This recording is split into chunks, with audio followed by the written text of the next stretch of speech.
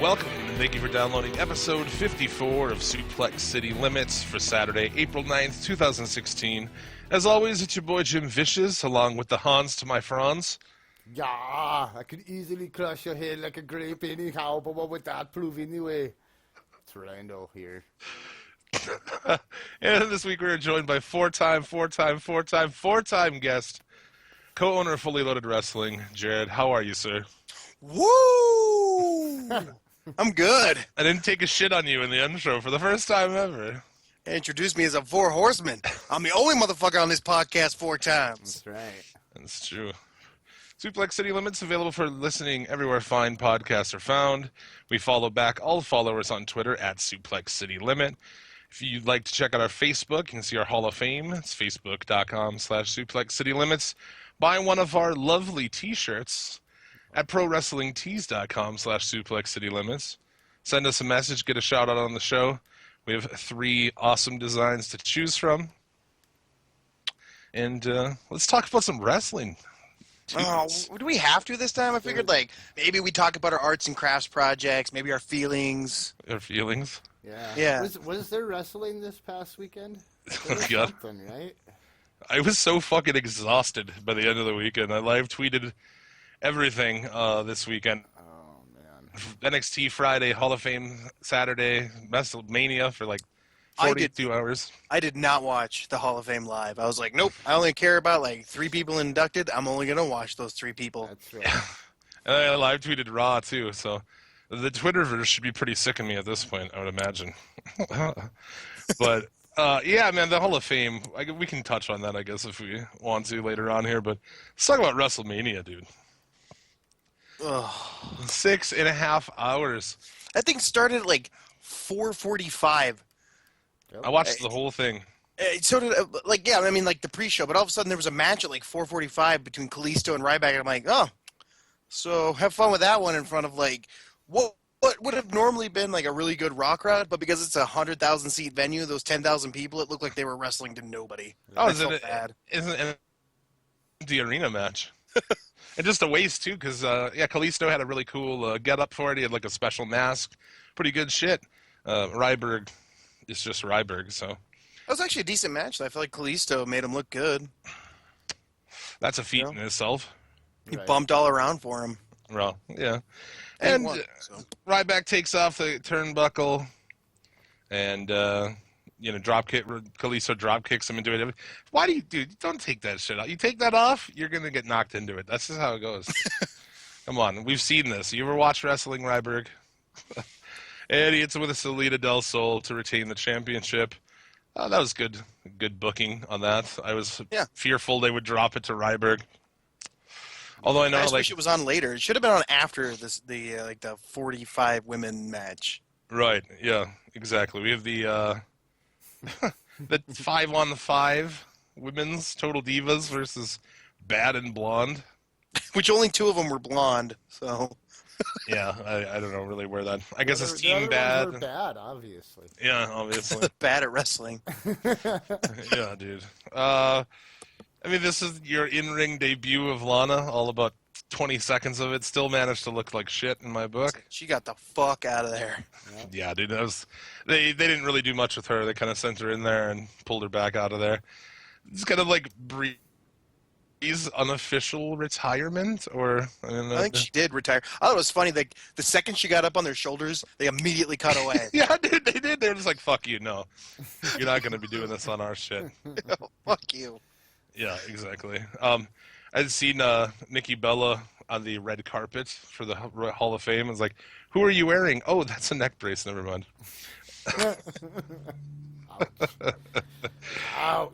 After this, Lita unveiled the women's championship belt, which was pretty much spoiled coming into the weekend. It's still a cool looking belt, though. Yeah, it's about fucking time, dude. Yeah, no shit. Yeah. I wasn't one of those people hung up on the fact that it was called the Divas title. I didn't really No, I care. don't The think- belt looks cool. I don't care enough about women's wrestling to care, but I thought it was silly. With a pink butterfly on it and shit, it was pretty fucking ridiculous. And diva's not really a positive term.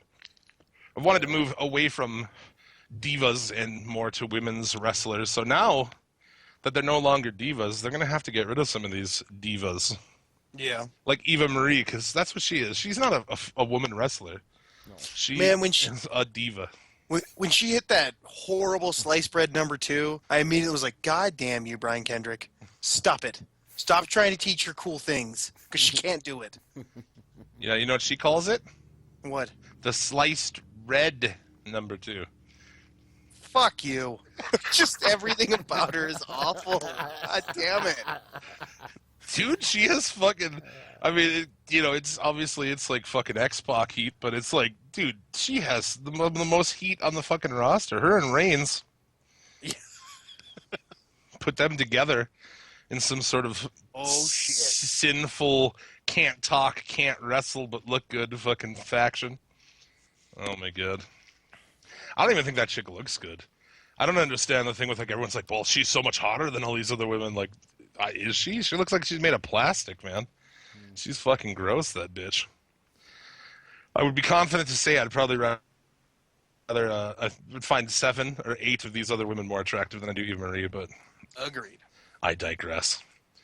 Usos and Dudleys in a rush match. I don't know if it started late, what happened there, but that was pretty much a rush, and There you go, fellas. Probably the last match the Dudleys will have at WrestleMania. It's on the pre-show, and they job to the Usos. who got a heel reaction on this show, which I Of course thought they did. How fucking boring are those guys, dude? Ugh. They're the Samoan Cenas. Yeah. When I say ooh, you say meh. I say no. Yeah, exactly. Ooh, no. No. That's a whole different thing altogether, dude. Draw 4, motherfucker. Draw 4. That's right. That's right. They need to turn those guys heel or something. I don't know. Stick them with Reigns. And... I was gonna say, is your goal just to put every like shitty gimmick that nobody likes with Reigns? That'll be the stable too. Yeah, exactly. Well, the Usos need to turn heel, and how are they going to do that unless they hang out with that douchebag? Let's say at least the Usos can wrestle. That's true. But they're just, there's nothing to them, dude. They're just Very the same boring. thing. And that intro that they do, and they're yelling on the ramp, it's just like, don't give a fuck about that shit. Moving into the actual card, the Intercontinental ladder match, which I thought was an awesome start to the show. It was fantastic. That fucking half Nelson suplex that Zayn kills Owens with will go down as probably my favorite move of the weekend. Yeah, it was good to see on Monday he wasn't dead. Yeah, Was he supposed to land on that ladder like that? I don't. it looked like it. Yeah, Oof. Yeah, it was a good spot there. because if you look, it almost looked like the ref positioned the ladder, Yeah. so he'd be like right on top of it when he landed, which may just be the ref. Like, I don't like Kevin Owens. Fuck you, Kevin Owens. Yep. Fuck Canada. Putting this here.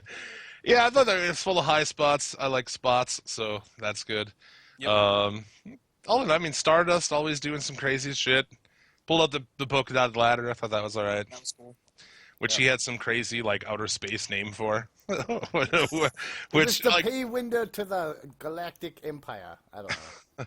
I actually like Stardust, but no less.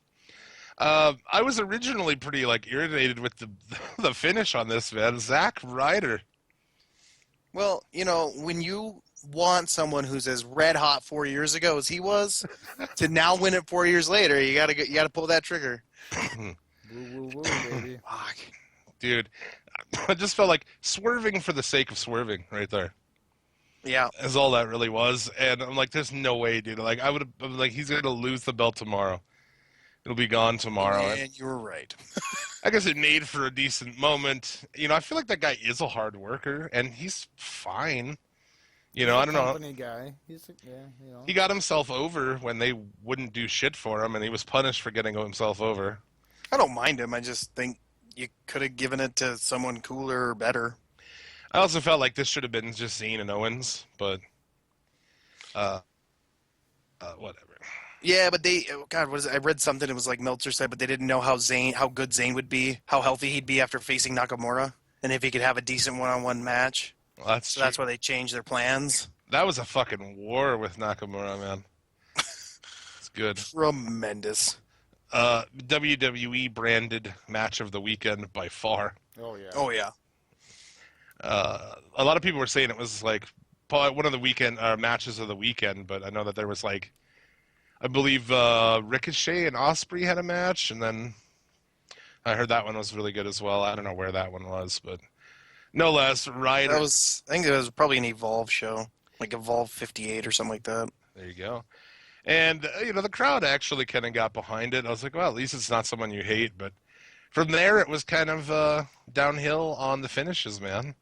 Whatever happened to WrestleMania being like predominantly face wins? What happened to that? I don't. It was like Vince just wanted to piss everyone off. I thought it was punishment for booing Reigns, dude. There you go. Yeah, I think that's what. Yeah. I think that's Pretty much. exactly what it is. Yeah. They fucking loathe the fans, man. They hate them. So Hate us. they do shit like this, yeah. Pretty much, man. And that just moves into Jericho defeats AJ Styles. Made no sense. I didn't get it. What I don't get is he hits the Styles Clash and Jericho kicks out, and then look what happens the next night. Yeah. Complete reversal of that, right? Like fucking. Jericho. Who's booking this shit? Hey, pal. Fuck. God And damn then, it. too, to go the next night and make AJ Styles the #1 contender. I'm fine with that. What I don't like is Well, yeah, that. but why wouldn't you have him go over the night before if that's I know. what you're going to do the next day? Well, that's why he didn't win the night before, because it doesn't matter, because he gets to be the #1 contender the next night. 50-50 booking is real horseshit, man. This is how you keep guys from being buried and get a guy over. That's how it's done. Yeah, dude. It's not how it's done. But it's like they won't let anybody get any level of degree of fame anymore because they've been left, like Rock left and all these other guys, Austin left to go, be bigger stars. And it's like they don't want to give anybody that much of a platform to actually get popular. Maybe that's why they picked Reigns. They know that guy can't act, so he'll never leave. Well, I mean, plus he's the perfect, they want somebody who will say yes. Yep. To everything. They're sick of dealing with guys like Punk and Bryan.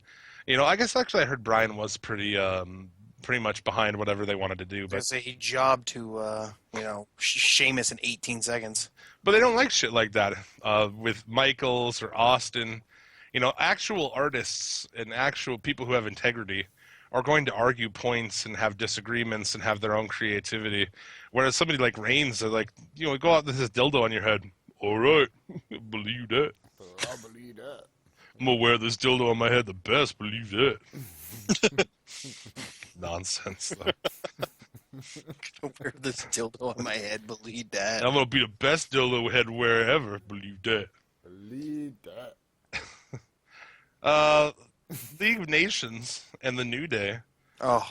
What do you guys think of Was this? anybody else disappointed by the New Day's entrance? Yes. Yeah, They were on a fucking flying unicorn. It sucks. Well, I know they can't do that anymore, but I was still a little let down that it was a cereal box. Yeah. Why can't they do that anymore? The funniest thing though is I think if I remember right, like a blue something or other fell and died. A blue what? Blue Blazer, Owen Hart. yeah, that's why I couldn't tell if you were like no selling me on that. That's why I was trying to make a joke at it. No, Like, I didn't get the relation. but yeah, that's why no one's ever come down from the ceiling since Owen died. I'm talking about a fucking unicorn, like a giant unicorn that they ride down the ramp or something. Oh, cause see, their idea was to come down from the ceiling on 3 unicorns while throwing glitter into the air. That's what Big E was talking about on some interview that Vince had shut down. Yeah. Their idea. I don't know. Well, I could see maybe that, but I mean, at least coming down or something involving a big unicorn would have been fucking awesome. But I thought the cereal thing was okay. This is a good perfect time to talk about. Remember when WrestleMania had like awesome entrances? Yeah. There was none of that shit this year. This was the until the end of it. We'll get to that one. Oh yeah. Oh boy. Yeah. Let's go. But there wasn't really any extravagant entrances this year, Yeah, I don't know. I don't know why not. I guess I heard some talk Budget. was that it was size because of like the weight of the size of the ramp and shit. I have no fucking idea. I guess that makes sense. What did you guys think of the set design for this? I thought it was okay. I liked it. It was like not over the top. Yeah, the star, being a screen, I thought was pretty cool. Yeah. I liked it. No complaints there. They always nail the set design. Yeah, pretty good. And I thought this match was not very good, even as a New Day fan. I thought it was just there was no heat. It was just meh. And League of Nations go over, which is crazy booking. Well, the whole point was to get to. Well, that's the thing. So you're taking a WrestleMania match and you're putting in your most over team in this match. And it's not even about that. It's just about the next segment. It's about Michaels, Foley, and Austin coming down. Mm-hmm. Yep. And what'd you guys think of that, man? I marked out pretty hard. Yeah. I thought it was a really cool moment. But then again, I'm a huge Austin mark, so. I mean, I was into it too, but at the same point. It was a cool moment until you actually take a look at what happened. And it's exactly. So you furthered nothing. All you did was bury League of Nations and your best fucking team. Yep, and New Day. Yeah, exactly. I did kind of pop when Austin stunnered fucking Woods. I thought that was pretty good. I was calling for it. I'm like, please do it. Yeah, That's a total Austin move. Exactly. I was thinking the same thing. I'm like, come on, do it. Come on. So I guess that was all right. But yeah, using old guys to. Well, that's all WrestleMania unfortunately has become is like, how do we get guys from the 90s to spend like 5 minutes with us? Yeah. And who gives a shit that Dean Ambrose and Brock Lesnar should have had a 20-minute absolute brawl, and they ended up having a shit show of a match? Yeah, there's no people over anymore, and like that's the problem too. Is like, if when Hulk Hogan and the Warrior, were whoever you want from any era, were super over, they wouldn't have been as big as stars if they kept bringing back Bruno Sammartino or something, being like, oh, right. he's awesome. This is a real star. Hey, remember when it was good? Yeah, exactly. So it's just a weird thing. It's like they can't make stars anymore. And like, what are they going to do in 10 years? Who are they going to bring back? Still those guys? Yep. Oh, God. Oh, dude, I saw a thing this week. We'll get a news story out of the way while we're at it. Randy Orton says he's got at least 10 years left in him, dude. Oh, for fuck's sake. Like 10 years of what? 10 years of fucking what he's doing right now, dude. 10 years of that stupid fucking up on the knuckles fucking walk thing. I don't know. 10 years until his enlarged heart explodes. I fucking hope so. No, I hate Orton. He's shitty. He's one of those guys who just like needs to go away at this point because there's nothing left for him to do. I was gonna say I liked him early on in his career. Like the Legend Killer was an amazing gimmick, and then when he was punting Stephanie in the head was pretty cool. Yeah, that shit was all right, man. But like a lot of these guys, they just never leave. So you just run out of shit you can do with them. Yeah. That's why I feel like they should have some kind of a talent trade with Japan. Just send guys like Sheamus and Barrett and shit over there for a while. What do you think this is, WCW? Yeah, what do you think this is? Or send those fuckers to Mexico and bring some luchadors in or something, dude. But yeah, they don't work with other companies. Only indie companies who they just poach talent from indie companies and let them think like they're working with them. Hey, anytime you want to come calling, trips. Not after you've been on this show, you fucked yourself on that, man. Yeah, he doesn't listen. Oh, I bet he does. I bet he subscribes. Steph, can you believe what they're saying about you? They call you a cunt every week. No. Come around the front. I gotta talk to you. That's a subtle joke and a half right there, fellas. I'm talking about pegging. Google that shit, kids. Huh? Little Urban Dictionary for you. There you go. No holds barred street fight. Lesnar Ambrose. The match was, as you mentioned, shit. Just feel like there was no heat for it. No one. I don't know. It seemed like they could have been brutal, and it just ended up being suplex. Dean tries to hit him with something. Suplex. 13. Double leg takedown. Where are we at right now? You guys 7? Okay. Keep going. Is that 13 suplexes? It was like I'm as big a Lesnar mark as there is, but it's like at least in a street fight, do something. Like, Yeah. fuck, it just gets old watching you go suplex, suplex, suplex, double leg takedown, couple punches, I don't think he's suplex. had any entertaining, really. I mean, like, the most entertaining match he had was probably with Taker, I guess. I mean, his That triple matches aren't in Rollins and entertaining. Cena was great. Yeah, that was all right. He just doesn't do anything anymore. No, because And he I doesn't have to, I guess. and I don't understand like why I'm supposed to be entertained by him coming out and just doing German suplexes all day. It's not entertaining to me. I don't It's like because the watching. crowd chants along, Yeah, they actually kept track on the big screen up on the top at Mania. which totally ruins the organic crowd moment of everyone counting along for me.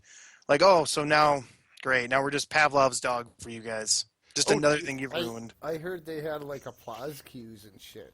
oh yeah, I heard that chants and stuff like would come up there, like, Yeah, uh, when like cues when to start chanting and shit. Yeah. yep.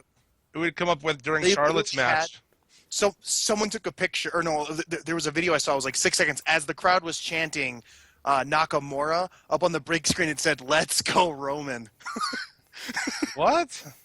Yep, it kept like on the big screen. It said "Let's go Roman," and the entire crowd was chanting for Nakamura. Oh, well, was this during his match with? Yeah. Oh, okay. Yep. Yeah, I heard they had Woo up there and stuff when Charlotte was out there. Like, she's a fucking heel. Like, what are you? It's just dumb and gross. Like, just fucking stop it, man. Yeah, that'll work. That people will just at Raw. I wouldn't doubt if people just chanted along with that. A lot of Raw crowds are real shit, man. People need to step their game up. Yeah, they do. You know, like if you're gonna go to Raw, at least like do something.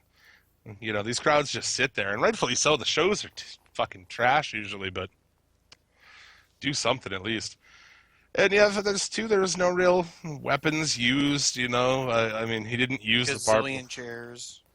Yeah, it didn't leave the ring really. It didn't go to the crowd. It didn't go backstage. Nope. Lazy, man. And then have Lesnar go over anyway.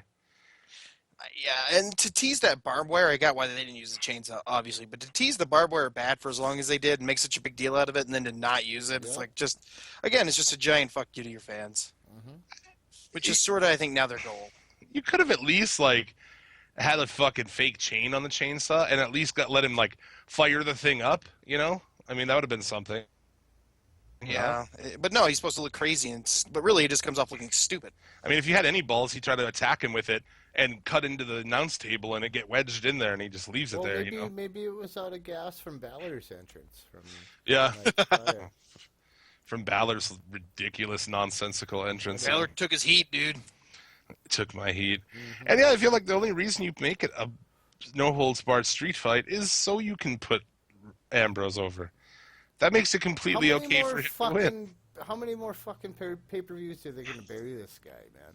Always. They're gonna always bury him because they know you're always gonna cheer for him. Yeah. Because he's the new Daniel Bryan. He's the new CM Punk. Although eventually they went with CM Punk, but only after he, pipe bombed him or whatever you want to say. Whatever that was, yeah. Yeah, man, this is going to happen here, and like I felt like that was the perfect way to put him over. You win in a weapons match. It doesn't matter if you beat Lesnar then. You know, you'd say he wouldn't beat him in a regular match. He could only beat him in this, and that would have been fine. My only thought was when Lesnar went over, I'm like, oh, okay, so he's going to be the first challenger for Roman. That was instantly what I thought.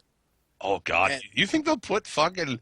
Do you think they'll like? We'll fast forward a year from now, and we'll see like Roman Reigns just like Samoan dropping the shit out of Brock Lesnar.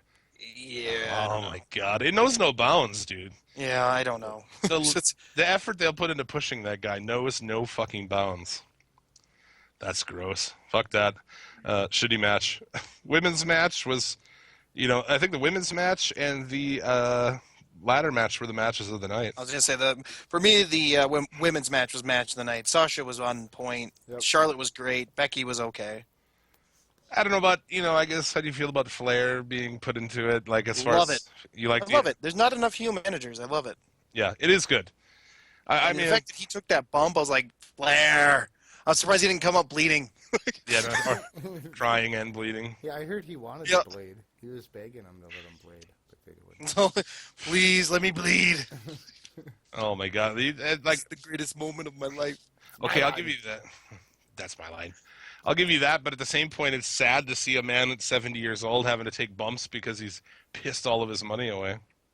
I don't think that's why he does it. I mean, he has a Legends contract, so he'd get paid regardless. It's not like he's going to get paid more to show up. Although I bet he gets a payday for WrestleMania. But I think he's legitimately doing it because he wants to help his daughter. I And think he at wants some to point push she needs to break away from I him. heard eventually. No. I heard she hates it. I heard she doesn't like the idea of him escorting. Well, I said her he down. does. I didn't say she does. Well, Well, how I would book it is okay. So she heel beat Sasha. So now Sasha's got to keep chasing Charlotte. That's fine. That's good booking. Charlotte keeps cheating, like two more pay-per-views, and then the big payoff will be Sasha beat Charlotte because of Ric Flair cheating, but costing Charlotte. There's your breakup with Rick and Charlotte. Charlotte can be doing what she does, and Sasha's your champ. Yeah, I think That's that'll eventually happen. Yeah. Look at this guy, knows how to book wrestling. That's why we have you on this show. Yeah, so that was all right. I think Becky Lynch is going to fall to obscurity. I don't know. She's pretty talented. She is, but She can put on a good match. I really wish if they're going to go full hog with the women's wrestling, and honestly, they have quite a bit of talent, especially if you bring up Bailey and Asuka, and then they just signed like 3 of the best British female wrestlers going today. yeah. They're going to have a very deep division in like a year. So if they want to do like women's tag, I would do that. I think at some point that would be something I would look at if I were them, yeah, into a women's tag division. Yep. And then on a pay-per-views, you have a women's singles and a women's tag. Yep. You know. And it's fine if if the women's tag team title match is the pre-show match, and you just tell like, let's say you tag like Becky and so and so against Asuka and so, it'd be a damn good match. Give them like 10 minutes on the pre-show. Yeah. I think that should be, as far as like how you do things with titles, I think that's a good one. I think ditching the U.S., which they'll never do, but ditch the U.S. for the cruiserweight, I think that would be a good call as well. Just add the cruiserweight. I don't know. I mean, you have such a not now because they're so injured, but you have such a deep roster. You could have more titles. I mean, during like the Attitude Era, there were like 30 goddamn titles. Yeah, the European belt and shit. Yep, the European, the Intercontinental, the Hardcore, the light heavyweight, the heavyweight tag. So go for it. They can't even get these fucking championships they already have over, though. Well, that's just poor booking. It is poor booking. That's why, like, the U.S. belt means nothing. The IC belt really means Oh, nothing. Cena fixed the fuck out of that U.S. belt, made it seem like legit, and then they killed it. Well, yeah, they shit it away. They put it on Del Rio, which, whatever, I guess. I mean, that guy, how little has he brought since returning there? For, like, how awesome he was in Lucha Underground last year. And in AAA, he comes back to WWE and just...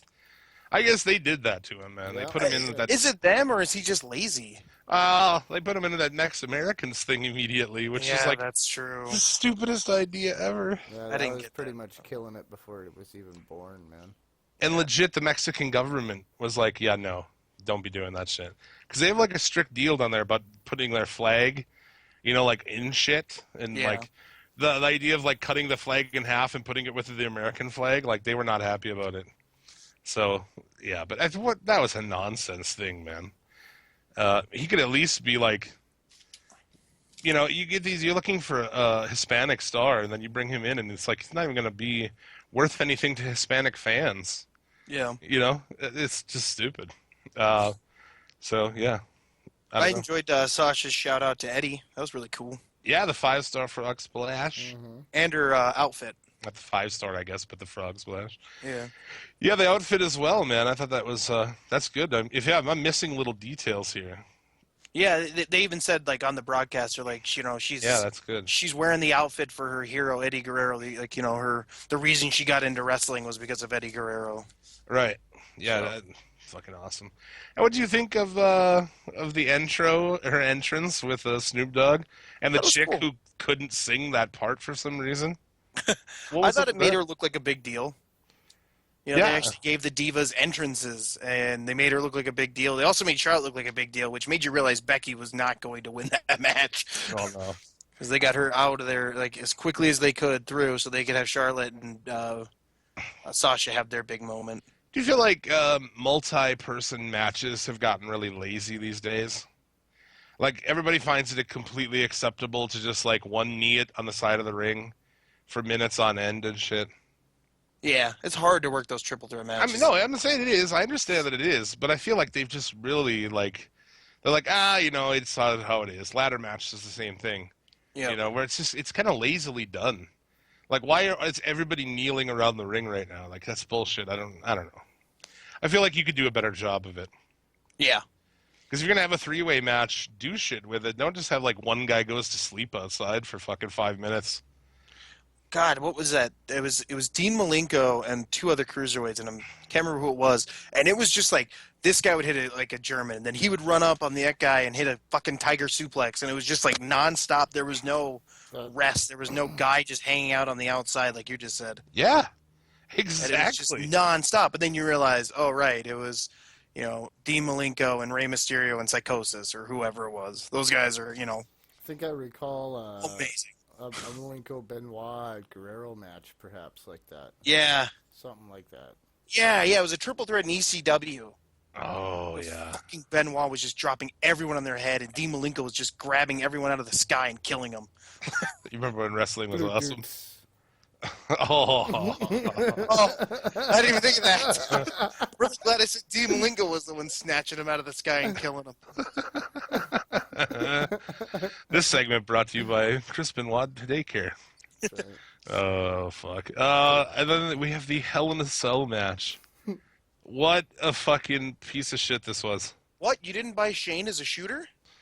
Dude, why was this match a half hour? Why was this match about Shane trying to fucking be a Brazilian Jiu-Jitsu fighter? Shane, the only reason anybody liked you is because you fucking bump around the ring and then you'd grab a weapon and you do stupid shit. Not because we want to watch you try to put a fucking key lock on him for 5 minutes. Just stop. Oh, dude. Not a goddamn shooter. I'm sorry that your Brazilian Jiu-Jitsu teacher told you were good before you got in the ring, like the 3 weeks leading up to it. You're not a real fighter. You should have just did exactly what you did in the Attitude Era. Went out there, bumped all over the ring for The Undertaker, hit like 3 or 4 big spots, and made everybody happy. Instead, you spent like 28 minutes fucking around the ring, not selling for The Undertaker, making The Undertaker's offense look like shit, and then you jump off a 30-foot fucking cell onto a crash pad, and I'm supposed to cheer. Oh, fuck. I love it. That crash pad was so obvious for like 5 seconds until they switched the camera. Huh? Like, wow, the big crash pad laying there. You know who the real loser of WrestleMania 32 was Mick Foley, because fucking Shane's elbow drop is now going to replace him as the move they go to for Hell in a Cell moves. Yeah. And you know what? Mick Foley was just far more devastating because it wasn't a flat back bump onto a goddamn crash pad. That's true. And also with this, we all knew this was coming. Like, everybody knew, like, the only thing that's happening in this match is he's going to jump off the top of that Hell in a Cell. Like, Yep, it's the only reason they made that a Hell in a Cell match because he couldn't climb on anything there. Yeah. Except he's like, "Can I get a cell?" Yeah. I mean, it was good looking. Don't get me wrong. I thought it was pretty badass, but yeah. The whole match made no sense, and it made the Undertaker look like shit. The fact that Shane McMahon kicked out of a last ride onto steps. Yeah, dude, on the steel steps. Like, oh yeah, Shane McMahon's superhuman. Like when him and Kurt Angle killed each other at that King of the Ring. Yeah. He didn't take a bump nearly as bad as that his last ride onto the steps. Like through the glass, but Angle couldn't pin him out there. He had to take him back to the ring. Right. Like that was Shane's thing. Is like he'd get killed on the outside, and then you'd have to drag him back to the ring, and that's usually why he was able to kick out. No, not this Shane. You know, also what made the Undertaker look like shit? The Undertaker. The Undertaker. Holy fuck, dude! Just stop it already. God damn it!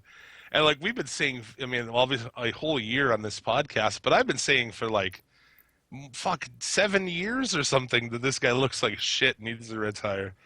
I don't know. He's had some good matches in there, but it's just time. Yeah. What do you think of Shane's entrance with his kids? I knew he was losing then. Yeah. I just thought it was stupid. Like, There's any moment with kids, that fucker's losing. Mick Foley with his kids at ringside when The Rock like killed him. If you bring your kids, it's a kiss of death. It's like when you kiss the belt before you hand it to the ref. It's like an obvious sign you're not winning this match. Yeah, dude. I don't know. And the Undertaker had a pretty ho-hum entrance, I guess, going back to the entrance. Weird. Like his last 2 entrances have been shit. Yeah, not really much to it. At 31, when he buried Wyatt even further. Oh, there's more. There's more of that on this show. We'll get there. I'm not done with you yet, Bray. Yeah. So I don't know why that match did not need to be a half hour long. And then too, like coming into this, pretty much everybody thought, like, there's no way that they're gonna make this whole thing and Shane not go over because what a complete fuck you to everybody. That's like the ultimate fuck you. is to be like he's here to save you from this god awful fucking show. And they Yeah, use that in their build.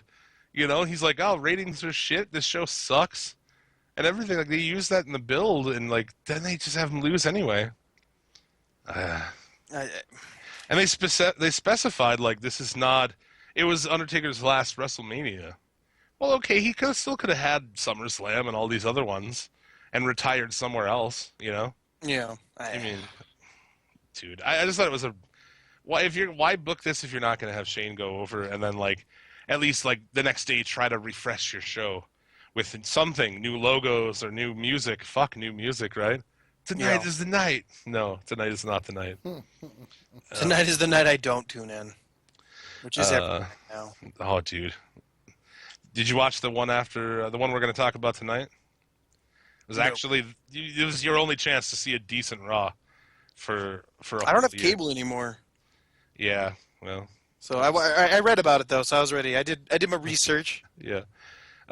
Under the Giant Battle Royal. Where the fuck do we start on this? Tatanka! Did they mention that when he Good came starting down? Point, yep. Because- I don't know, it's not on the air, I don't think. Dude, I lost my shit. Like 10-year-old Jared stood up and was like, Tatanka! And I did the little like Tatanka like dance, which in retrospect is probably really racist for a white guy to be doing around his living room. Yeah. But I don't give a shit because I was a huge Tatanka fan. Yeah, he was all right back in the day, man. He looked like shit. Holy fuck. But it was like He looked good for a guy his age. I don't know how old he is, I guess, but He's in his like mid-50s. yeah. I think. guess not having the beatus would be pretty good for him. Yeah. But that's it seemed like 10 minutes in though, all of a sudden JBL's like, "Who's that, Tatanka?" Like nobody knew he was in there. I didn't know he was in there until it was like 5 minutes in. I'm like, "Who the fuck is that? Is that Tatanka?" He's 54. Oh, okay. Sporting that mullet. I mean, I thought it was all right. Some of the old guys, I liked. It kind of made it like that gimmick battle royal, which I thought was cool. DDP was cool to see. Yep. Who else's old ass was in this thing? I honestly don't know. They rushed through that thing so fast because they were going way the fuck over time. How about Shaquille O'Neal coming out, dude? And clearing the ring because, you know. God, dude. Why the hell would you have Shaquille O'Neal in your over-the-top rope battle royal and not promote it? I don't know. I think it was a day of decision. I mean, It had to have been. you know what? That Now? or they wanted you to be like, oh, why don't you have the network? You could have seen Shaquille O'Neal show up and stand in front of Big Show while choking him for like a solid minute and boring the hell out of everyone. Oh God. Yeah, you could have seen fucking Show pat him on the back and laugh with him like 10 seconds after they threw him out of the ring. Ugh. They both went over, and he like immediately Big Show's got his hand like rubbing his back and like, oh yeah, fucking A. It's like, oh my God, you're not even trying. And I don't know what the fuck. I just thought it was crazy. I was like, wow. I was okay with Balor winning, or, you know, not Balor, excuse me, Baron, because at least it's a young guy. Like Yeah, the last, no. you know. Oh, I agree. At least it's it may be a fucking young guy that we hate and Right. we think is not money, but at least it's a younger guy. Yeah, maybe he can do something with it. I like his, you know, I mean, he had a decent Raw match with Ziggs. So from what I read, Yeah, but come on, man. I don't know. I mean, It's Ziggler, dude. Like, They didn't show that on the, yeah, he'll bump for everyone. They didn't show that on the Hulu version. Yeah, it ended on like a double count out. yeah, exactly. I don't know. We'll like, kind of bust through Raw at some point here, but Dolph's a good beginning feud for a big guy coming from NXT. that's what they did with Owens, right? Yep. Or no, Owens was Cena first, I guess. Oh God, that's right. Yeah, he got to beat Cena once. Breeze went up against Ziggler to start his career, and then we saw how well that went. Oh, Let's yeah. hope Balor I keep saying it. God damn it. Baron's goes about as well as Breeze. You know, shit. He's tall though, so that's their thing. And they're like, oh, he's tall. He's an ex-football player. Yeah, they love that shit. That was JR's thing, and they keep it. Yeah. Yeah, dude, I thought it was okay. I was trying to remember who else was in this, but it didn't really matter. It was like fucking Jobber Central.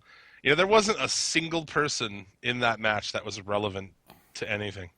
Yep. You know, you have like both of the fucking faces of queer in there, and like, dude, it was bad. It was like there was a Sandow sighting. That should show you how Oh, how low that is. You want to tell me that Sandow isn't freaking... Dude, he's over as fuck, man. I know. How the fuck is he not Yeah. doing something? The way they blew that shit off with him and Miz was stupid and short-sighted. And then he disappeared and that was it, man. He must have pissed somebody off somewhere. Because he's just gone, you know? And he was a guy who was super over, dude. How dare you get over, I guess. Don't you get yourself over. No. Yeah. And they had that blow-off match with him and Miz, not even on a pay-per-view. And Miz won. What the fuck? Okay. Well, it's because Miz is really good in an interview. He's a handsome guy who can go on the Good Morning America in a suit. Yeah, that's why they like Miz. That's so weird. I know what Vince... a weird way to book your show. I thought it was because they could just make Christmas movies with him.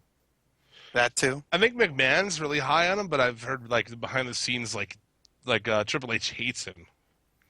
And if Triple H took over tomorrow, you probably wouldn't see the Miz there anymore. That's because I think Triple H is a better booker than he is a wrestler at this point. Well, yeah, I mean, he knows that guy. I mean, there's a lot of people out there. Even Corbin, dude, I stir some people up. I think Corbin's awesome. Like, it makes me question you as a fan, like your knowledge of the business. If you think you let a guy like Corbin, he's awesome. He's not awesome. He's not money, dude. There's no way he's money. If you're a fan of 80s big men plotting wrestling, sure, he's awesome. He doesn't have a good physique. He's balding. He has no charisma. He can't talk. He has no real heat. Fuck that. Anyway, at least the Miz can talk. Speaking of heat, next segment, flamethrower. Oh, what the fuck was that, dude? Dude, that was The Rock just showing you that he can do whatever the fuck he wants in the WWE, even if everybody's ready for him to just go away. Yeah. I'm thinking I'm going to come out and, my music, I'm just going to whip my cock out and just jack it off. Oh, sounds awesome. Yeah. Sounds great, Dwayne. That's pretty much what he did. He pretty much came out and flipped his dick out. China had the bazooka gun at WrestleMania 18, I think. Okay. She came out with the confetti gun. It made me think of that when he first brought it. I'm like, does he have a fucking confetti gun? I thought it was a t-shirt launcher. T-shirt launcher, yeah. I thought maybe he... Hopefully he was going to stick it in his mouth and pull the trigger. No. He stole it from Johnny B. Bad, Yeah. dude. Oh, yeah. Streamer gun. And he looks like Little Richard. Oh, my God. I don't know what that was, man. Honestly, I don't know what that was. It was just The Rock masturbating in front of 101,000 people. Yeah. Actually, like 80,000, whatever. Had you not lied about your old fucking stats, you wouldn't have to lie about your current stats, you dumb fucks. Right? Yep. God, You hadn't lied about WrestleMania 3. You could have actually said about records you've actually set and broke. Why couldn't you just say 78,000 for WrestleMania 3? Because that's what it was. Because he wanted that indoor attendance record. And he wanted a number so high that no one could pass it because there was no stadium that could actually fit 93,000 people. And then the Silverdome went and fudged the numbers on the Pope because the Pope actually got more people and said he had 102,000 or 94,000 just to piss Vince off. That's good. That's good. I hear, and I don't know how many. I tried to look it up online today. I was like, what are bigger stadiums than this stadium? You know that exists, and I guess it allegedly exists in North Korea, an arena that holds 150,000 people. But all the pictures of it I looked at look like a model. I'm like, is that actually a thing? Does that actually exist over there? You wouldn't really know. But... What does Wembley Stadium hold? That's got to be a lot. What'd they fit in there for that concert when Freddie Mercury died? Yeah, I know, right? It's a pretty big place. I mean, there are stadiums bigger than that, so... Yeah, but those are outdoor. Yeah, that's true. Yeah. This is the largest indoor venue in the world. Is it really? Yeah. Yep. Yeah, Jonestown, what I like to call it. Yeah, exactly. There's not enough Jonestown jokes out there, you know that? You know why? Yeah. Punchlines are too long. That's... I don't get it. You don't get it? Jonestown? I'm no selling you guys. Come on. Oh, Cocksucker. Let's move on through this fucking nonsense. The Wyatt family come out. and Bray talks about how awesome he is, and everybody knows he's not because he loses everything all the time. I know, right? And, dude, How Rowan. how much over do you have to put The Rock? Oh, dude, yeah, that's if he's gonna come in, he's. You never know when he's going to come back, and get that other run going. Vince is still believing. Oh God, terrible. And yeah, that match was an official match, and it will go down in history that he beat Eric Rowan in like 5 seconds. 6. That was the official number. Was 6. So there you go. Terrible. Wyatt family just buried. They really have no idea what to do with those guys. No, didn't they turn him face on Raw? No, I think they were. I think the people on Raw were just tired of. Yeah, they're like, we're turning this. Well, with who they had him attack. Yeah. Yeah. The nation of desperation. In League of Ordinary Jobbermen. Yeah, it was, I guess. Is that really what constitutes a face turn these days? Jesus Christ. I'll take it. I'll take it. Yeah, I thought the Wyatts were like. I thought it was awesome when they came out on Raw.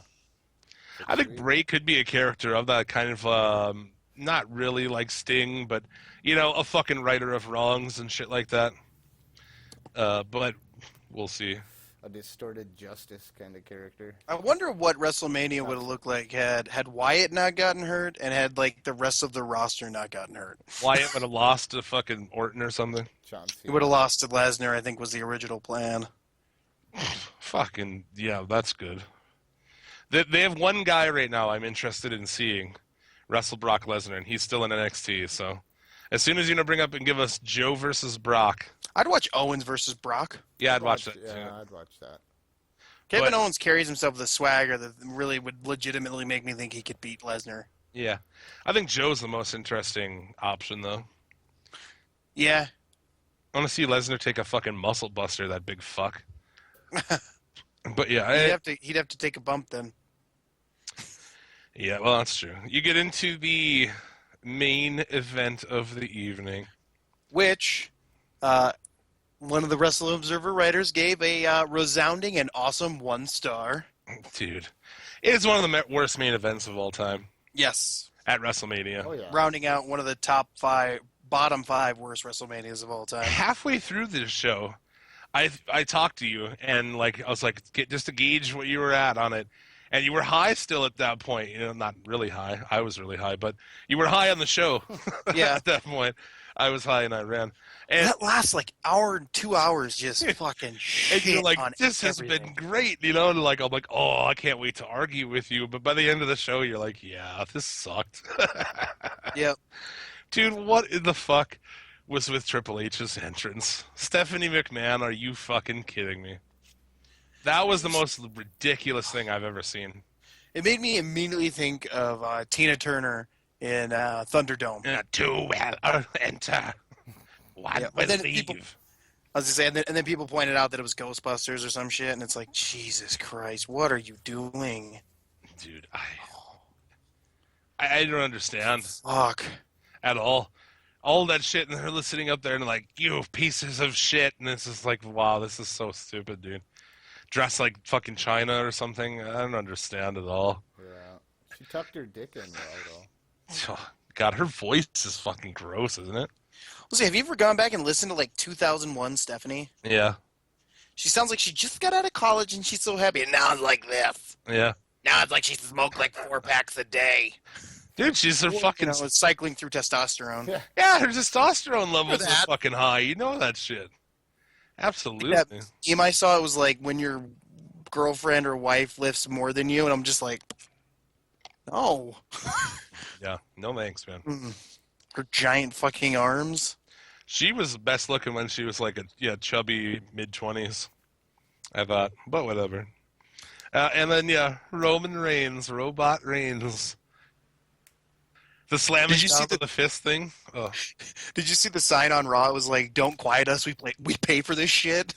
Because they killed those mics, and you could still hear the boos. Oh, dude, that's the thing. That's how bad it was. Is that it was like they killed every mic for that crowd. Like I guess I had a few friends who were there, and they're like, there was Nakamura chants, there was NXT chants, there was a "Let Us Go Home" chant. Yeah. Not good. Did they lock the doors once they got everybody in? Yeah, Can't no shit, leave. man. Yeah. Yep. You gotta watch me. I know when they came out, the mics were still up, and he got nailed with a fuckload of booze. And then after that, the mics went down, and yeah, the end of that show was And then just they white blanked some noise. cheers. There was Yeah. so much booing in there, people thought a was- Cowboys game was going on. Nice. It was like WCW. They were piping in cheers for their Yeah. champion. Like, what the fuck? Dude, why do that? Why force it so fucking much? And on Raw now, he's starting to turn heel, right? I mean, pretty much. I flipped off my TV screen the whole time he was on there giving his little smirky half fucking shit-eating grin. I'm fucking not a promo. bad guy. I'm not a good guy. Oh. I'm the guy. Which, Oh. by the way, my Triple H and Roman Reigns are pretty much the exact same. Yeah. I don't do a good Roman. No, he doesn't do a good Roman. But I thought the match itself was crap. Took too long. It was boring as fuck. Well, yeah. Reigns sucks. I like when Reigns apologists online were saying, "Well, what do you want from him? He's going against a guy in his mid-40s," and I'm like, "You realize him and Dean Ambrose tore the house down, right?" Yeah, the house show like 2 weeks ago. Yeah, Like, exactly. no joke. I'm convinced Triple H went out there and sabotaged Reigns. He had a shit match on purpose with Roman Reigns, with the exact thought of being like, "I'm going to make you look how bad this guy is when he has to carry someone through a match." Because Triple H did nothing. Yeah, He wasn't bumping. He wasn't doing Triple H stuff to get over. They were fucking. Triple H put himself over after they went dark, man. Yeah, exactly. I just thought it was shit. Yeah, and that's the thing that's part of the being the champion, man. That was at one time part of being the champion was being able to take whoever's fucking brought and carry him to a good match. And Reigns, that's why the next thing they're doing is they're going to put him up against AJ, and they'll use AJ to help turn him heel because obviously everyone's going to keep booing Reigns, putting him against Styles, and they'll use somebody who's super talented in the ring to put him over. And they'll go, well, he's better than this guy who's traveled the world and former fucking champ. And How pissed do you think Balor would be if the Bullet Club appeared on Raw with Styles and not him? Yeah. ooh, Like, what if that's how Roman Reigns loses his belt? Like AJ Styles and the Bullet Club with Anderson and Gallows. That'd be fucking hot. not going to happen. I know. Why do something unexpected and fun? I get it. I know. We're not supposed to enjoy this anymore. Styles will never touch that belt. And people are like, yeah, he won. He was the number one contender. Like, he's the number one guy to go and get fucking job to this guy, to Robot Reigns. Good guy, though, to pick if you are turning Roman Reigns heel. That is a good guy to pick. Yeah, I mean, Well, I how don't. do you take this into? Let's see. How? What's the next big one? SummerSlam. No, rehash. Oh, the next pay per view is rehash. Rehash. Yeah, what do they call it? Payback. Yeah, rehash. Hey, to Axel. I call it rehash because that's usually what it is. Rehash mania. But yeah, the paybacksel. Oh my god, we're back into that again. Yep. Yeah, I imagine that's where this is going to take place. So I don't know. But Reigns is shit. That match was shit. This card overall was pretty much shit. 2 good matches, 3 good matches. A lot of bullshit. Lot of bullshit filler. And it went to like 10:45. Yeah, it was long as fuck. You could have Like, cut we had- down a lot of this. We had paused it because, to go get food and stuff. And we came back and then I'm like, are we live yet? Because it's like 10:30. And Aaron's like, yeah, we're live. I'm like, what the fuck? I get you on the network, but come on. I guarantee Shane and Undertaker were like, fuck it, we're going 30 minutes when we're only supposed to go 15. Dude, that match, yeah, that was the big one right there. You could have saved yourself 15 minutes with that. And just went. Yeah, you could have saved yourself half hour with that. You could have cut hate out a that lot of match. this shit, too. I actually hated that match more than I hated Triple H versus Reigns. Oh, yeah. They're both about equal shit. And they're both the main events. So, there you go. It's just awful. They could have cut off some of these other matches, that women's 5-on-5 match. Yeah. They're holding off on Bree's retirement because they're going to do something with it for Total Divas. That's what that whole match was about, was Total Divas episodes. Seriously. Now booking wrestling for a reality show. Yep, Makes sense. Absolutely. Yeah. Fuck's That's sake. what you do. WrestleMania 32. It's the shits. The drizzle and shits. I think I still rank 9 and 11 and 27 behind this one. Dude, I have to go back and... I mean, I'm 9 I'm familiar as fuck with. I got that down. 9 is the drizzling shits. 4 is up there too as one of the worst, even though my favorite wrestler of all time won the belt. That was a horrible WrestleMania. Okay, so what was 11? 11 was Diesel versus Michaels. Yeah. Oh God. And then you had LT versus Bam Bam. Oh, Yep, when they brought LT in. Yep, I remember that one. yeah, that's poop. It was a horrible paper. And Horrible. why is What about 20? 10? 10 was kind of bad, too. 10 ranks up there because of Michaels versus Razor Ramon. Oh, the Oh, the ladder ladder match. match. Yep. And you can't put it as one of the worst ever if it has one of the best matches ever. 27 was the one where Cena and Miz headlined. Oh God. Yeah. Yep, that was 27. That was a horrible one. That's the one, I think Edge versus Alberto Del Rio started the night, and that was the only good match on the entire card. Because it also had the chick from like an Entertainment Weekly or Extra or some shit. Marina Menounos in a match Yeah. with Ski or some shit. Oh, it was just bad. I mean, you have to do something as fans here, man. You know, I'm not gonna stop subscribing to the network because for $10, I love taking naps to old fucking WCW events. Yes. I like to fire up a old NWA event. You know, take a couple of puffs, have myself a little nap, wake up in time for the main event. But stop going to these things. Stop going to WrestleMania. Stop going to Raw, man. I mean, force them into doing something. These people pay all this money to go to WrestleMania, and they're like, it sucked. Like, of course it sucked. They don't have to do anything. They don't have to try. When their product is at its fucking... I don't know if it's at its worst right now, but it's... gross at the door. No, 95 is worse. 95 is worse, but I mean, this is certainly a low point for them. Yes. And they sell out the biggest arena in the fucking country. So, Yeah. I mean, yeah, there's obvious problems there. I don't get it. Like, I had no desire to go to this one, although I pretty much have already booked my flight for the next one in Orlando because of how cheap flights are. Yeah, Decent, so. And I mean- WrestleMania is just fun to go to. I guess for me, you'd have to pay me to go to that shit and pack in a building with that many Oh, dude. people and fuck. I had shit. so much fun at WrestleMania 30. Mm. Then again, that was New Orleans, and I was like drunk and high the entire time I was there. But Hi, Mom. Hi, Jared. Five Star Podcast. That's right. We're coming to you live from Iran. It was a blast. And then again, that was that's probably a top 5 WrestleMania of all time. So Well, this one was not. It was the shits. So let's put it behind us. We didn't really talk. I guess we should have talked about the. If we were going in chronological order, we should have talked about the Hall of Fame.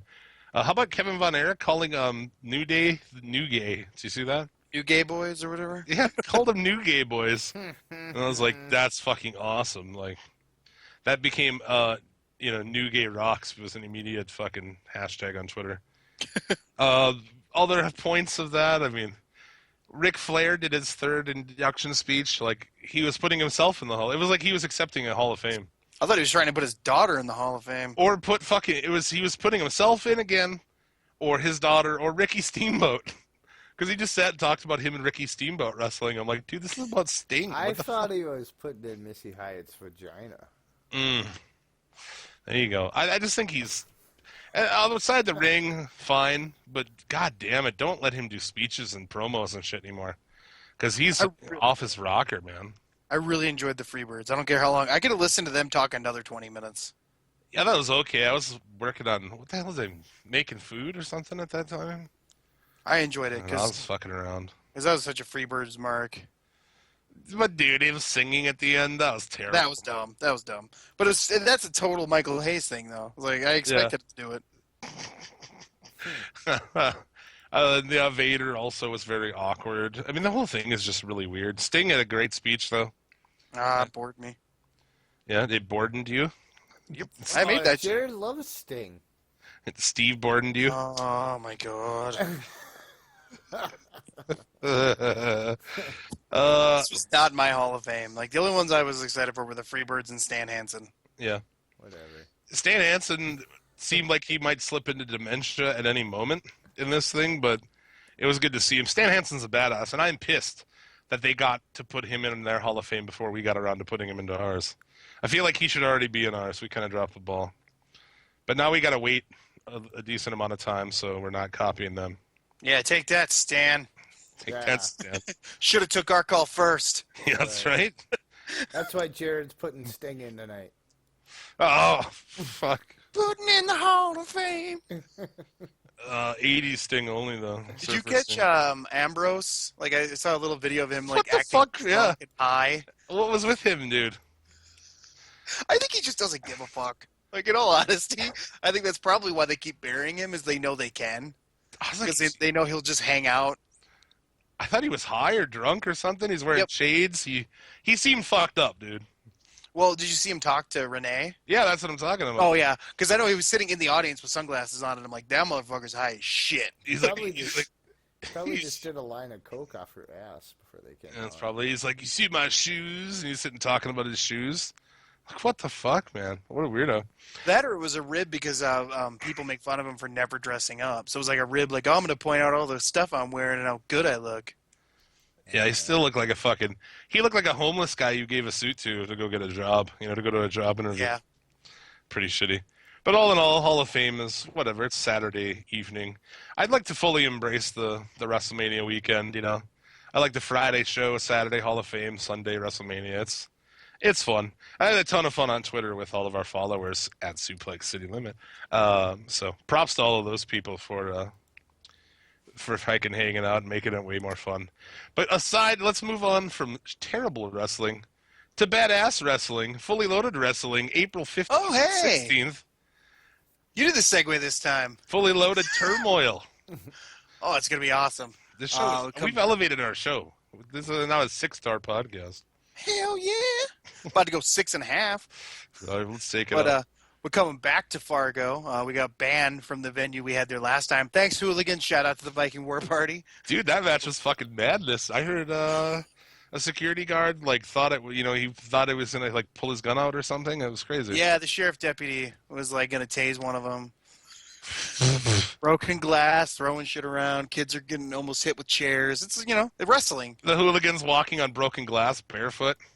Yeah, they love that shit. I don't know how they do that without dying. And then you think about that. You just did that. Now you got in a car and you have to drive 500 miles with cut up feet. What the fuck? I gotta go drive 12 hours back to Tennessee with my cut up feet. It's awesome. But at this point, I'm pretty sure their entire bodies of their feet are just scar tissue, so I'm not even sure they feel it. There you go. But anyways, yeah, we're coming back to Fargo. This time we'll be actually in Fargo instead of Harwood. We'll be at the Fargo Youth Hockey Center. So let's get banned from that place. Yeah. And then we'll make our debut in Detroit Lakes, Minnesota. We invaded Minnesota. There you go. Coming for you. Got some great tag teams coming for that. We got the Whirlwind Gentlemen, the North Star Express, Bearded Friends Forever, the Dojo of Electric Muscle, who are the FLW Tag Team Champions, and then we've got 4 tag titles on the line that weekend from 4 different companies. Yeah. So it's going to be a blast.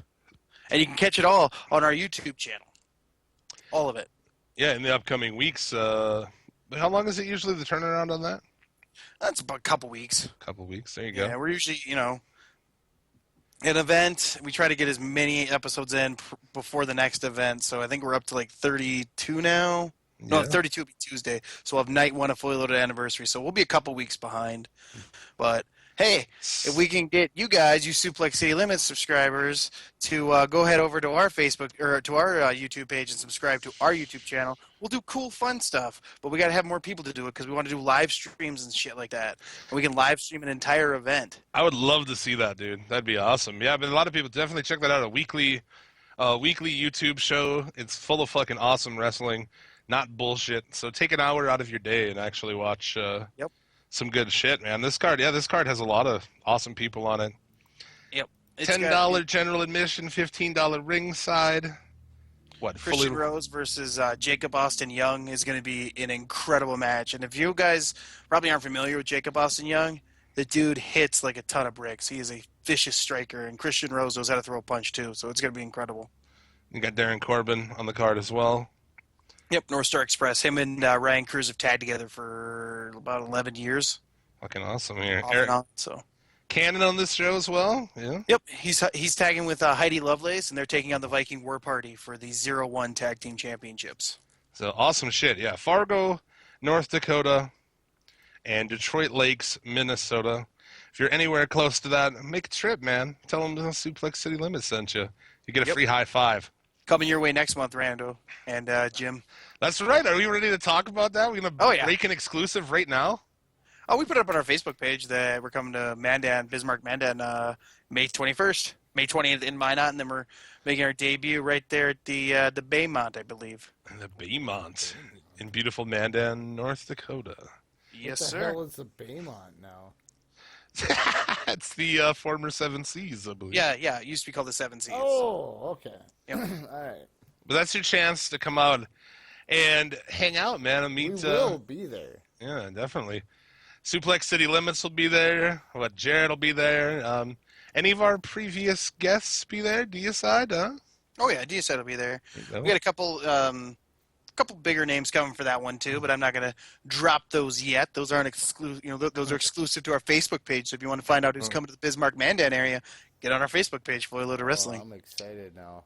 There you go. And that's your chance to buy fucking me and Rando beers, and we'll huddle outside with you and smoke pot. It'll be a great time, dude.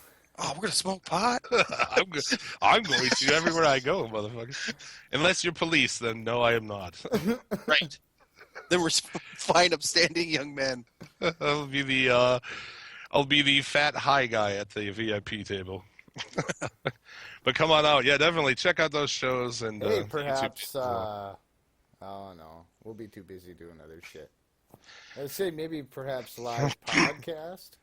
I thought about doing a recording there, but I was like, do I really want to be encumbered? I kind of want to have go out and enjoy some wrestling, like without having to work or do anything or live tweet or anything. Just sit down and enjoy some wrestling. So you can live tweet. We'll just have our shirts on. So. Oh yeah, it'll be blast. One quick thing I got to do. Shout out to WrestlePalooza and First Wrestling because we have the WrestlePalooza Tag Team Champions. That's North Star Express putting their belts on the line against Spirited Friends Forever. So that's kind of a big deal because they sell out every venue they go to, and they were nice enough to let us work together with them. So yeah, and was it the First Avenue? Yeah, First Wrestling, and they wrestle out of First Avenue, and that thing seats 1,100 people, and they sell it out. I hear they have some fucking hot shows out there. Pack that place and real fucking fun shows. Oh yeah, it's an amazing atmosphere. I haven't been to one yet, but everyone's it's just the biggest party Minnesota has all year is when WrestlePalooza comes around, and I think they're coming back soon. If you're in Minneapolis, check that out. Awesome. Let's. What are you going to talk some? I don't know what news really have. Some of these other ones, I guess a couple of news stories we can touch on. John Cena says he's open to donating his brain to CTE research. I want to know, is he open to donating his dick to STD research? I want to know I want to know how many concussions he got wrestling and how many concussions he got shoving his head up Vince McMahon's ass. We have to figure out what was from what. Before we move forward. There you go. Speaking of putting things in your ass, Tammy Sitch checks into a retreat center. Tammy's. I retreat away from her. Jesus. Tammy's sister told Pro Wrestling Sheet the reason Sitch is in there was to get healthy again. Her sister added that her health has not been good lately. Well, you're really surprised by that? The Coke's not good for you, man. What? No. Love Coke. She's just been living on Coke and cum for the last 3 years. She's pretty fucking. That is a hell of a diet. That is a rough way to live. Yeah, exactly, man. She has men fill up condoms full of cum, and she keeps them in the fridge and drinks one in the morning for nourishment. Get herself out of bed. Take that in the line. Tammy Sitch, man. God. That was... Jesus. Too far. A little bit. Regarded as the most offensive wrestling podcast on the planet. Wow. Wear it like a badge of honor. I don't know. There's a shitty band, I guess, going to be on Raw. I don't know if they're playing. I hope not. The band 100 Handed will be at the month. No? Isn't Dr. Phil hosting Raw? He is, and his son's band 100 Handed will be at the taping. For fuck's sake. The fun-seeking trio of Jordan McGraw, Drew Langan, and Matt Black can expect an exciting night in the City of Angels. They get up close and personal. with the rest of WWE's dynamic superstars. I bet that band sounds like fuck. Oh, it's just their regular old generic crap rock that they always invite on. I don't know. It's like, I guess this is pop rock here. Crap rock, yeah. Yeah, pretty much. I don't know. I guess fucking, I'm sick of talking about Robot Reigns. He did an interview this week on Ring Rust Radio podcast. Shout out to those guys. They're pretty good dudes. But yeah, talking about, I don't look at it as turning on the fans because I don't think they've turned on me. I still have a really large fan base and supporters that dig what I do. They love my matches and are entertained by my segments. For me, I need to stick with what I've been doing. Awesome, dude. Yeah. So he's deaf. We just learned he's deaf. Yeah. That's part of the reason he's probably not a very, solid, guy on the mic. Believe that. I'm gonna stick to my guns and keep doing what I'm doing. It's making for a loud reaction, and that's all that matters. Because there's people back. Don't. This doesn't matter, Roman. Don't listen to them. Leaky or whatever the fuck your name is. Okay. They're just smart marks, It's just a crowd of smart marks. Every crowd, Vince. It's for children, dude. He said that in an interview coming into Mania. It's for children, so grown men flipping me off and stuff like that. It's pretty sad because this is for kids. He said that, dude. Oh. Yeah. Ex-TNA wrestler Crimson. Do anybody know who the fuck this guy is? Yeah. Oh, okay. Anthony Crimson Mayweather arrested on Sunday, charged with domestic assault after authorities received a phone call about a man headbutting his wife outside a hotel in Clarksville, Tennessee. Shit. Take it down. Take days since the last domestic violence in TNA. Put it back to 0, fellas. Headbutting a woman, deplorable act, or sometimes you gotta headbutt a bitch. What do you go? Where do you weigh in? Well, wait, is she Samoan? Well, that would be pointless.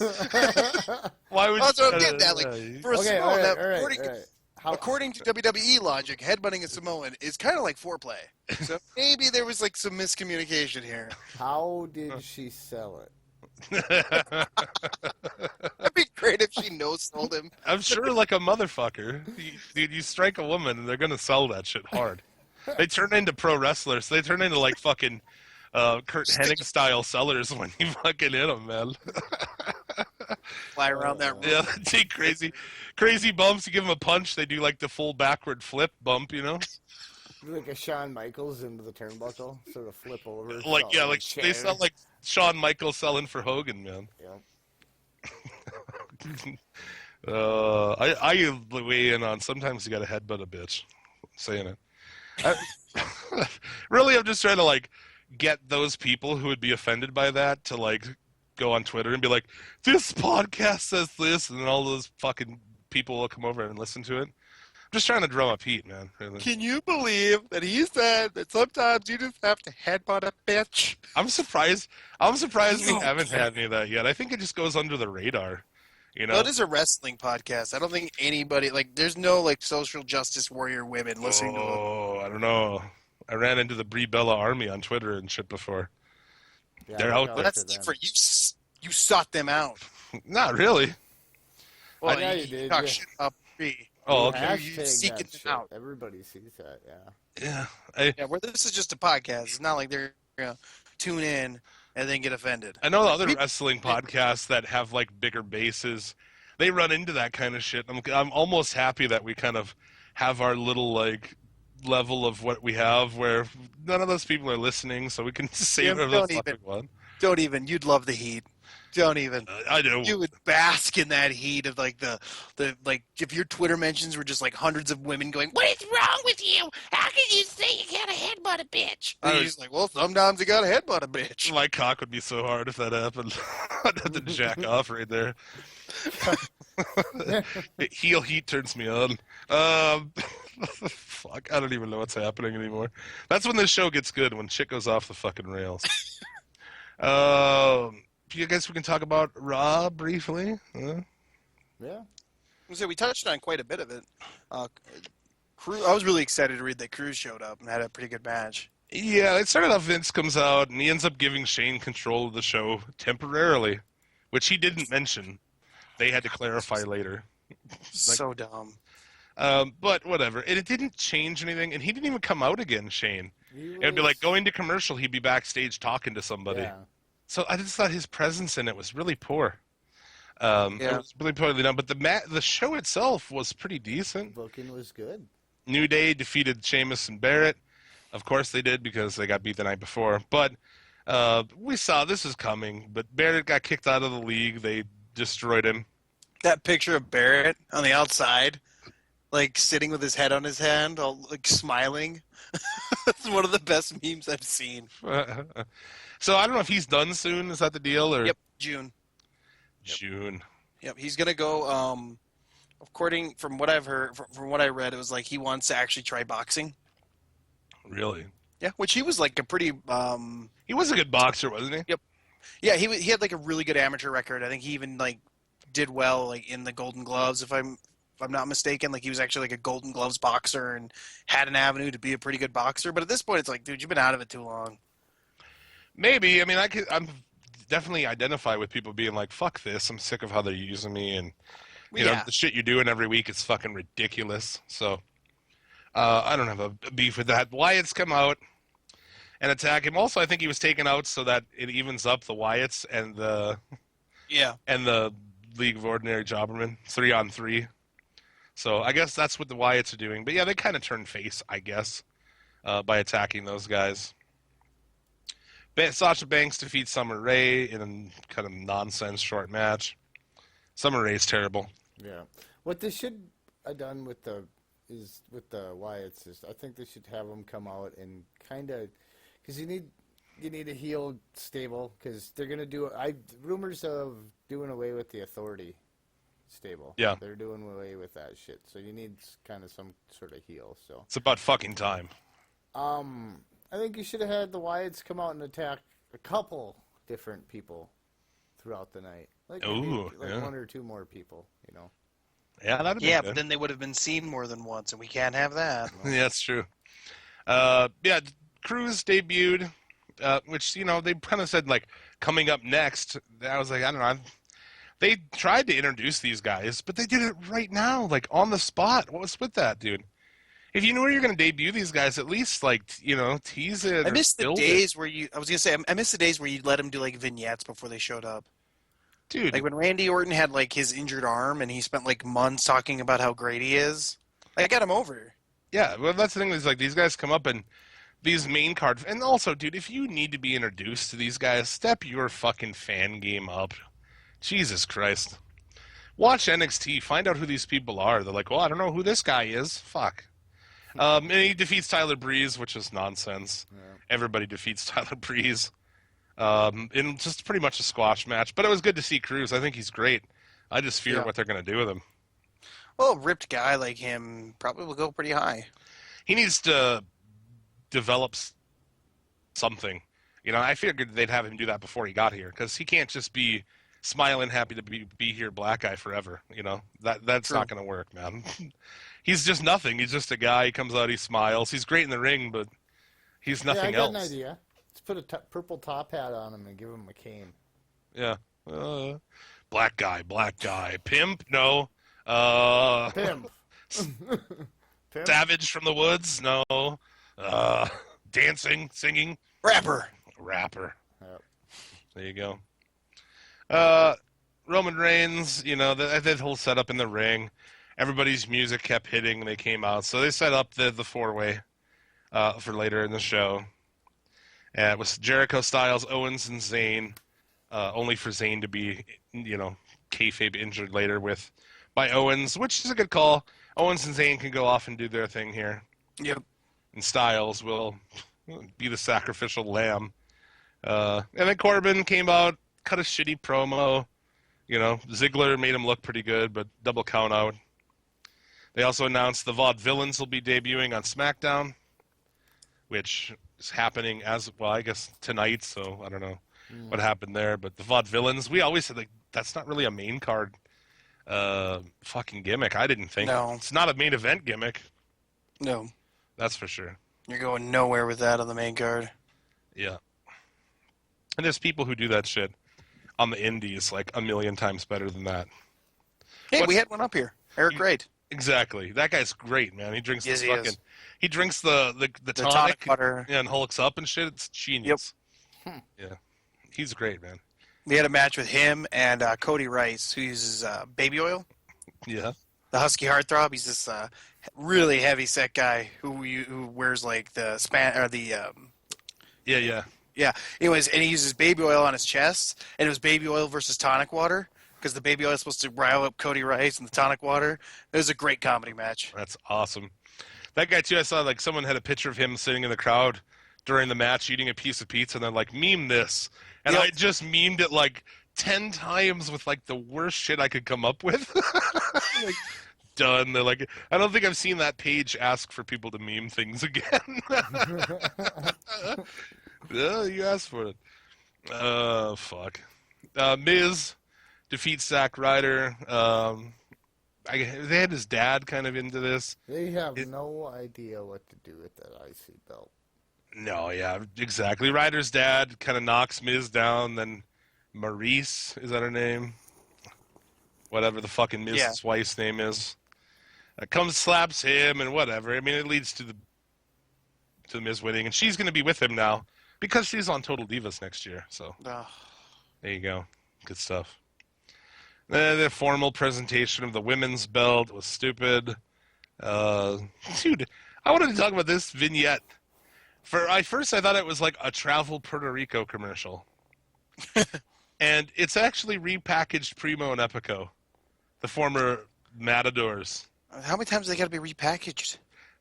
Dude, they've been gone for like half a year, and this is what they came up with. And basically at the end, they're like, visit Puerto Rico. It's nicer than where you live, basically. Where you live smells, and this place doesn't. And they're wearing Hawaiian shirts, and I'm like, that's the fucking gimmick you came up with, dude? Unfucking believable. See, I was thinking they had him off TV because they were going to sign Carlito. No, they have him off TV to repackage them. Yeah. And Well, this man, I is thought what they Carlito would be do. part of it. Maybe he will be, but is that guy really, like, anything to bring back? Like, he's going to come back and people are going to give a shit? Oh, I was a huge fan of Carlito. Really? Yeah. Great gimmick. Very good in the ring. Not great, but very good. He's way bigger now than he was. Like, not fat either, like muscular. Yeah, he's probably not well. Maybe why he's not. Well, He's they back. made him an offer, but he said they lowballed him. So Well, yeah. they think you should be, like, fucking happy to even get a call, you know? Yeah. And he's probably just happy smoking weed and working in Puerto Rico. Yeah, good luck to fucking these guys, man. You're going to come out and, like, Puerto Rico's awesome and your city sucks. Wow. While wearing, like, Hawaiian shirts. That's so stupid. Good fucking luck. Tables match. Dudley's defeat the Usos because 50-50 booking. This did lead to the debut of Enzo and Cass. There's an early bell in that match. Love him. Oh, that early bell was fucking terrible. Yep. Yeah, they ring the bell early and fucking starts to announce it, and Bubba just got pissed at Garcia. That was Yep. great. He was screaming at her from the ring. It was pretty sweet. Yeah. She sucks. Yep. But yeah, the Enzo and Cass, I thought, with Corbin, here's your chance, and he blew it. These guys, I feel like they gave him a chance and they fucking knocked it out of the park. Oh, Yeah, this you hand guy- those guys. You hand him a microphone, and Enzo is gonna knock it out of the park. Now, if they're not that great in the ring, but goddamn it, if you can talk as well as they can talk, they can get to the top of that division very quickly. Their promo was diamonds. It was awesome. You know, Yeah, the only thing I feel like, for a guy as small as he is, I feel like he should be doing like crazy flips and shit, and he's not. He's not like a good lucha style wrestler. So it's like, to me, if you're small, you should at least be that. Like, he's lucky he Yeah. can talk, man. And It's true. that, Cass is a pretty good big guy. he's not He bad moves for really well for a guy his size. You can see why they see the potential in him and why they'd put him with a guy who can talk. Yeah, I think it's a great mix. I mean, they're kind of the modern New Age Outlaws sort of thing. Yep. But I don't really like their whole on the ramp promo. But when they get in the ring, it's pretty entertaining. Yeah. The promos that I they do. liked his line he used on Devon, About his lazy eye. putting his lazy eye back to work. Yep. It was fucking fantastic. Yeah, no, that was pretty good. I enjoyed that as well. And also, at this point, Owens attacks Zayn backstage, thus kayfabe taking him out of the main event. And to which they announce as he comes out, returning Cesaro, man. Sweet. That was cool. I popped for that. I thought it was awesome. He got a chance to look good in this match too, which was Yeah, he looked like Jason. impressive. I thought it was Jason. Well, look who he's in there with. Well, yeah, exactly. Came I out. mean, those four guys can all work. Cesaro, And go ahead. Cesaro came out in a suit. I thought it was Jason Statham for a minute. Ripped the tearaway pants and shit. Pretty awesome, and he had a lot of great spots in here. This match was really fucking good. Probably better than most of the matches on WrestleMania, if not all of them. So, but yeah, Styles, #1 contender. That is going to lead to shit. Yeah, they're just gonna use him to gauge what they can do with Roman. Yeah. Let's use him to get him over as a heel. I think about like Reigns for the next 10 years at the top of the card, and like Cena, and it just makes me fucking sick. Just gotta fill in until Rollins comes back. They'll bring Rollins back as face. Yeah, well, there you Belt go. back. We can get somebody else who's fun to watch in the ring come back, huh? Yep. There you go. Quickly touch on some Lucha Underground. Lucha Underground, it was awesome. If you don't watch it, you should. The I end. don't. I don't care if you don't have the channel. I don't have the channel either, and I watch it every week. So figure that shit out. But yeah, you get Joey Ryan. They kicked off the trios tournament this week, which reminds me how much I fucking love tournaments. Yep. God, awesome. But yeah, so it teamed up Ryan with Castro and fucking Cisco. Joey Ryan is magic, man. I love Yeah, he Joey is. Ryan. Yep. He's fantastic in Lucha, as he is anywhere else. You know, shooting oil down his fucking trunks, and in this match, he refuses to be tagged in until until there's a fucking woman on the other side, which was pretty fucking great. But that was later in the card. I guess a lot of we were talking about vignettes earlier, and fuck does this show nail it with vignettes, man. Cueto and Vampiro started that off, but they also had the police segment with Castro and Joey Ryan. You're following along this season, right, Jared? You're watching it and shit. I've only seen a couple It's episodes. Joey Ryan and Castro are undercover cops, I saw that. and their goal is to take down Cueto. So ridiculous. Awesome. It's great. Card open with Evilise and Cobra Moon. I thought Cobra Moon looked a lot better here, Rando. What'd you think of that? A lot better than her prior matches, yeah. And I think gotta get a mask. Evilise. She's got to get a mask that fucking fits, though. God damn it, get her a fucking mask that fits. I think Evilise is one of the best female wrestlers out there today. Yep, absolutely. She's fantastic. And Are her WWE pants made out of bubble wrap? I don't know what they're made out of, but they're fucking great. Anyway. I don't know. They look like chainmail or something. I don't know what the fuck they were. Then a Famous B segment. Is Famous B just going to be a manager now? Is that the deal? Did you call the number yet? I called it first week they had it on TV. Did you tell him why he should come make you famous? No. Because I was gonna, but yeah. If I wanted to tell Famous B to come and make me famous, I would just send him a message on Facebook because I'm Facebook friends with him. Oh yeah. And, yeah, and just be like, or hit him up on Twitter. Bring him on the show. I'd have him on if I thought I knew what to do with him. I don't know. We have people on here, and it's like, I don't know. Maybe we'll do that. But he's great. He gives his card to Masquerita Sagrada. Make him famous.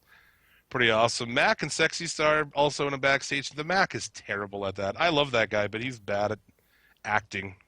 Yeah. But no less. He gets teamed up with Marty and Mariposa to go against the Crew and Joey Ryan. And that was good shit. Joey Ryan and the Crew win because the Mac and Marty kind of break down in the match. So that was a good trios tag match. And Mariposa, a.k.a. cheerleader Melissa, she's pretty fucking good in the ring, too. Why is that chick not signed to WWE? I don't know. Because She's hot. She's good. So I don't know what the fuck's going on there. She probably will be because they can't find their own people, but they'll steal them from other places. There's rumors going around that Puma, aka Ricochet, is maybe getting signed somewhere. Yeah, I saw that. Possibly NXT, probably NXT. Hope not. Dude, what would they do with him? That's my thought is I like him in New Japan. I like watching him kick ass in New Japan. That's it for me. To me, it's a perfect situation right now. We get him in Lucha, you get him in New Japan. Plus, you get him on the And Indies. PWG. Yeah, and he's all over on the Indies. Not so much anymore. Yeah, probably not as much as he used to. Yeah, he's pretty much exclusive to like New Japan and Lucha, and he just does PWG. Yeah. He's fucking great. There's a Rey Mysterio and Dragon Azteca Jr. segment where they're up on the roof, and he says that they got him into the tournament. But who's our partner? Prince Puma comes out and speaks his first words. Yep. He now speaks, and I don't know if that was a good idea, but I guess you had to have him talk at some point, right? Yeah. I just tell you, as a fucking lucha nerd, I get hard in the pants over the idea of Azteca Jr., Rey Mysterio, and Puma on a fucking team. Holy shit. It sounds like a very, very fun match. That's going to be fucking awesome. And the third match of the show, Montanza defends the belt against Phoenix, destroys him. Lesnar style. Better than Lesnar style, I would say. Mm-hmm. Dare I say. And, he's still the champion. At the end of the show, Mil Muertes comes out and attacks him, so I'm guessing we're going to get a Mil Muertes and Montanza match, which that's a good fit. Giant huge guy versus giant huge guy. That should be good shit. Both can work pretty good. Exactly, man. So before we get to the Hall of Fame and wrap this bitch up, I want to talk about upcoming guests that we have on the show. Next week, rapper Teak Hall. The week after that, rapper Nabo Rock. And May 1st, rock band Max Out, who have a fantastic wrestling-inspired fucking video on YouTube for one of their new songs. Virgil is in it, dude. Getting that fuck money, dude. That's right. Virgil! Yeah, they're going to be coming on the show with Virgil. These guys hung out with Virgil for a whole fucking day. So they'll be coming on and talking about that and who fucking knows else. Old school wrestling. They're old school ECW guys. So Nice. should be a good time. Definitely check that out. And the Hall of Fame, as usual, one of the things that we've bestowed upon you as our fucking VIP guest is that we allow you to pick the Hall of Fame when you come on, sir. Sitting in the Hall of Fame. Second time I got to sing that one. All right. This time with the help of Jim. The number 49, the 49th inductee. Is none other than Jerry fucking Lynn. Yeah. Good One one. of the most innovative offensive wrestlers, the high-flying style, as well as mat-based. That guy was the shit. And his matches with RVD are probably some of the most incredible matches you will ever see. And they are all over the WWE Network. Go back, watch those two tear it down. Dude. I want to say that this Hall of Fame, obviously we had to put in, your Ric Flairs and your Bret Harts and shit right away. But really the idea of this Hall of Fame was for guys like this. Like, he's like the perfect guy was of what I wanted it to be, with like a guy who is fantastic and most people don't know about it, Yep, it's just so good and so smooth and so fantastic. And one of the nicest human beings you could possibly ever meet.